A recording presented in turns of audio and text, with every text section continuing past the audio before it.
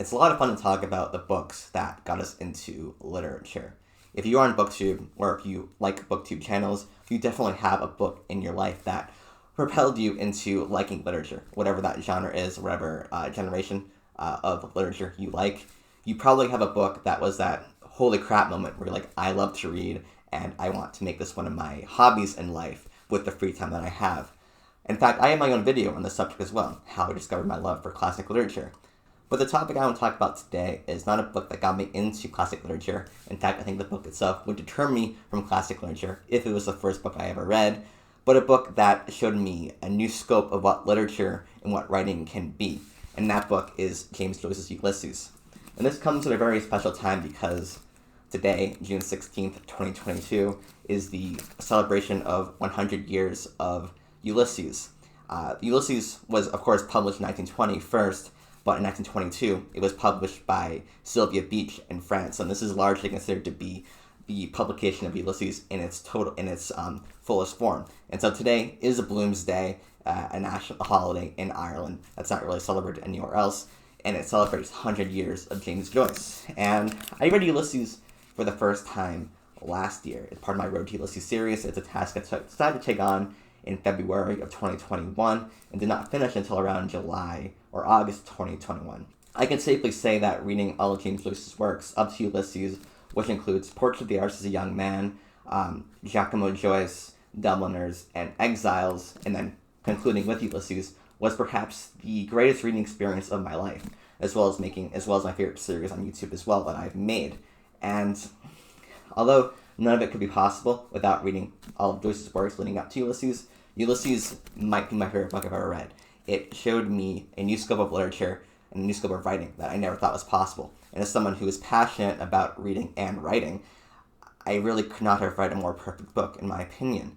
And so the general topic of this video today is why everyone should read Ulysses.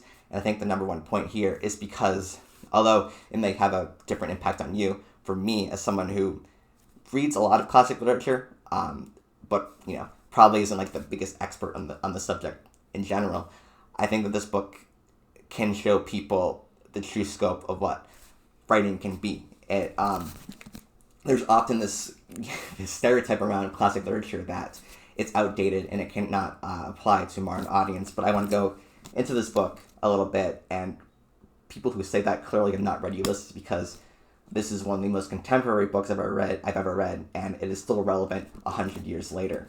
As I said, Ulysses blew my mind, mainly in the many twists and turns it takes.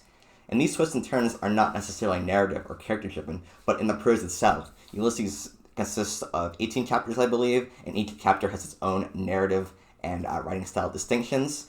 So when you're actually reading a chapter, you literally have no idea what to expect. You have your parodies of a Jane Austen novel. You have your kind of generic, I shouldn't say generic, but like typical James Joyce style. You have stream of consciousness. You have Victorian Renaissance style writing, and then finally you have block text of stream of consciousness. I read all of this, and it is just phenomenal. And I haven't really read a book that has done something like this, except for the Recognitions as well, which I read a couple months ago, but it does not handle like the drastic changes in writing that the Ulysses has.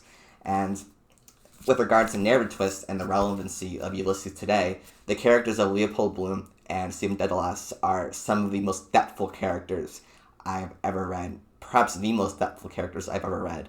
And I should add an asterisk to this note that I really love the Stephen Dedalus character because I agree with a lot of what he says.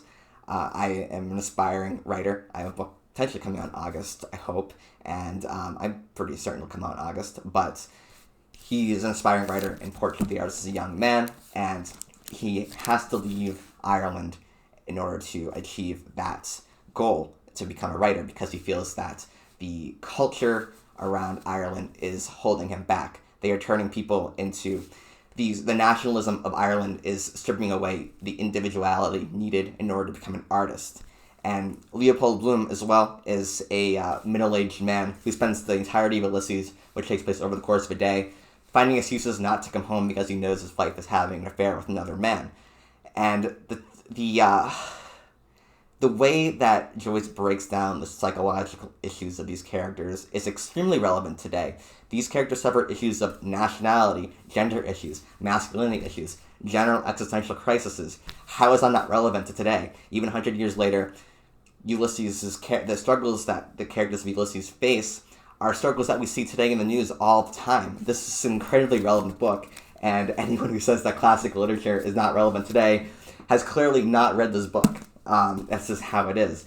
But the way that Joyce is able to execute these character arcs and show such extreme vulnerability to these characters, especially towards the end of the novel, are things I've never experienced before in a book. And as a writer, it redefines the kind of vulnerability you can show in a character. Because as a writer, I cherish character work more than anything else. And especially with Stephen Dedalus, Leopold Bloom, and Molly Bloom, the depth that Joyce is able to show here is just on another level and kept me constantly guessing as to where they would go. But also, everything makes sense. It doesn't feel like it's pulling the carpet from underneath you for the sake of making a twist. Everything has relevance to it today. Everything has relevance to it throughout the book. Everything can be suggested to or alluded to from the first chapter to the last chapter, and it's just brilliant in my opinion. And it also goes, there's a sort of a trend in current booktube where authors who write fast are praised. So you have your Brandon Sandersons, your Stephen Kings, your Pat Patterson, James Pattersons, who are celebrated because of their ability to write fast. Ulysses took multiple decades to write, and the work here proves it. It is 100% worth the multiple decades. We could have gotten more. We could have gotten 4 James Joyce novels in a year if he was a sellout, but we don't. We have one book that took him multiple decades, and it's 100% worth the entirety of that time, because one Ulysses is worth probably the entire collection of James Patterson's catalog. I don't know, I haven't read any James Patterson. That is pure speculation on my behalf, but this is a book that is both incredibly dense, literally dense, and incredibly dense in what it's trying to say, in its themes, and its characters, and its setting, and it's worth rereading. You can reread books. You don't have to constantly anticipate the next book. You can come back to Ulysses, reread it, and probably get something completely new out of it. And that is something I think needs to be celebrated more in authors. Authors should take their time to write something that's good. Just because they're satisfying your primal need to consume content doesn't mean that they're making quality content. Ulysses took a long time, and it has endured throughout 400 years. That's what you get when you take your time with a novel, especially if you have to be a genius like James Joyce, but you get a book that withstands, that captivates people for the time it was written, and also captivates people 100 years later. I've been reading a lot more expat literature in the past 2 years since COVID hit, because I miss traveling, and seeing people like Ernest Hemingway and F. Scott Fitzgerald react to Ulysses in the moment is incredible, because a lot of things that captivated them 100 years ago or 90 years ago still captivate people today. People still are bewildered, like me, by this book. It still has so much. You can read it. There's no solving the book. I think that there are certain things that Joyce is going for in this novel, but they're just things that hit people on a personal level that are individual, that cannot really be explained in like an academic text or something about the book, because although there are some universal truths to this book, there are things that just happen to someone's emotional psyche that only the person himself or herself and their experiences can relate to with this novel. And as I said before, I read all of Joyce's works leading up to Ulysses, and Ulysses also serves as a testament to contradict the idea that you can just read any book that you pick up. We take for granted that you can go to the bookstore, you can buy a book, and you can sit down and read it and understand it fully. Ulysses is not really that. I know people argue that you need to read the Odyssey in order to understand Ulysses, and although I agree with that to a certain extent, I don't believe it's as necessary as reading Portrait of the Artist as a Young Man and reading about Irish history. Charles Stewart Parnell and the wars and the literal wars, the political wars for Irish independence and Irish free rule are all throughout this novel. You need to have an understanding of Irish literature, Irish culture, and Irish history in order to fully appreciate this book. And although it sets a bar that you need to surpass in order to read the book, I think that bar is ultimately worth striving for, because the book in itself is still rewarding if you do the work to get into it. Again, you could pick up this book having read no James Joyce before in your life, but ultimately you're depriving yourself of a fuller experience of the novel because you would just be farther behind. Like, you need to read Portrait of the Artist Young Man. Stephen Dedalus is the main character of Portrait, and he's a main character in Ulysses as well. And I don't understand, you wouldn't get the full knowledge of his art if you hadn't read Portrait before that. You can cross it off your I'm a smart reader list sooner by reading it first, but you're ultimately depriving yourself of the joy of reading one of the most complex and dense novels ever written. And I think that ultimately, although it took a very long time to achieve, the road to reading Ulysses and finishing Ulysses was ultimately the most rewarding literary experience of my life.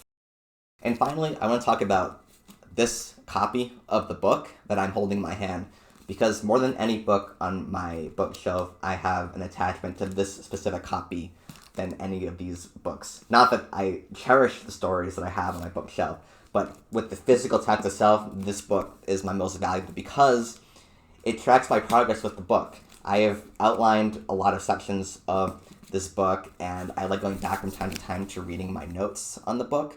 And so when I reread this book, at some point, I don't know when, I'll be able to compare my notes to what I have when I read it in 2021 to how I'm interpreting it in the future. And that might change because as I grow older, as I acquire more experiences, and as I read more, I will have different perspectives probably on this book. I was actually talking to my my master's degree professor last year, and he was saying that he likes to read Ulysses once a year, or every 2 years, I think.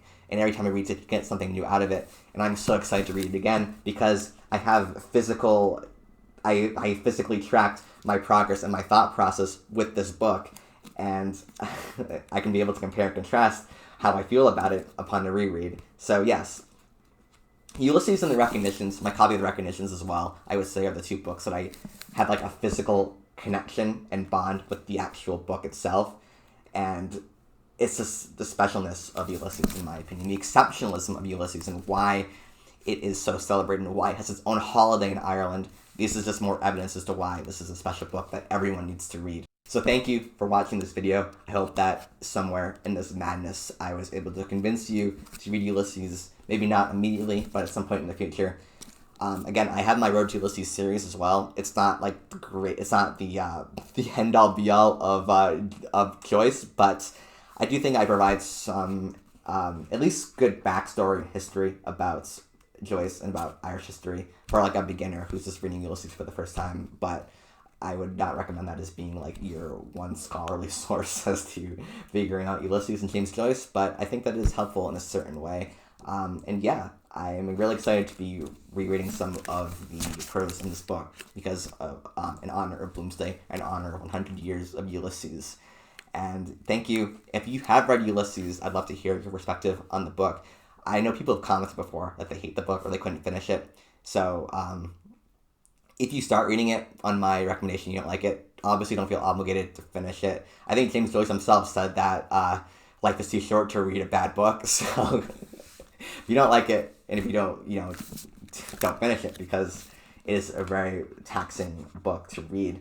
And yeah, thank you for watching this video. This is a very personal video for me, and I'm glad I was able to record this for Bloomsday in honor of James Joyce. It's crazy because James Joyce died a long time ago, but there are portions of this text where I'm reading it and I'm like, he is literally in the same room as me. Like, I feel his presence. This is a very, very pretentious book. I will not deny that for a second. Pretension, although it can be a bad thing, I think also leads to brilliance at the same time. So this is very pretentious in a lot of ways, but also so extremely vulnerable, which I won't get into. But it's such a vulnerable book as well that just blew me away when I was reading it. And as I reread portions of the text, it just captivates me. It's just like I can't imagine my life pre-reading Ulysses now, because every book I read is in some way compared to Ulysses because of how it impacted me and how it completely redefined how I view literature and writing. And yeah, so thank you for watching this video. Check out my friend's Colorist Wonderland, who just did a reading vlog video that's actually really good. He's improved a lot as a video editor. And Dronso, who at some point will make a video again, I don't know when, Genzo, if you're alive, please contact me. Thank you for watching this video, and goodbye.